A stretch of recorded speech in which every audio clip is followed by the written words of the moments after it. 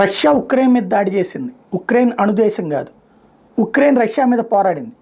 అణుదేశం కాని దేశం అణుదేశం మీదన పోరాడి ఏదో బతకాలని చూస్తోంది. ఇజ్రాయెల్ అణుదేశం. అదే సందర్భంలో పాలస్తీనా అణుదేశం కాదు. పాలస్తీనాని చితక్కొట్టింది ఇజ్రాయెల్. పాలస్తీనా పోరాడుతోంది. పాలస్తీనా అణుదేశం కాదు. పక్కనున్నది అణుదేశం అని తెలిసినా సరే వెంటాడి వేటాడతా సైన్యం ప్రాణాలు తీస్తున్నటువంటిది. అంటే అక్కడ రెండు చోట్ల కూడా అణుదేశం చేతిలో విఫలమైంది. పాలస్తీనా విఫలమైంది, అదే సందర్భంలో ఉక్రెయిన్ విఫలమైంది. ఇక్కడ అణ్వస్త్రాలే కలిగానని చెప్పుకునేటటువంటి పాకిస్తాన్ మీద సక్సెస్ అవుతున్నది భారతదేశం. చివరికి వాళ్ళు అణ్వస్త్రం తెస్తే ఆ అణ్వస్త్రానికంటే పవర్ఫుల్ అణ్వస్త్రాలు మన దగ్గర ఉన్నాయన్నటువంటి సంకేతాన్ని రాజ్నాథ్ సింగ్ లాంటి వాళ్ళు ఇచ్చినటువంటి సందర్భం.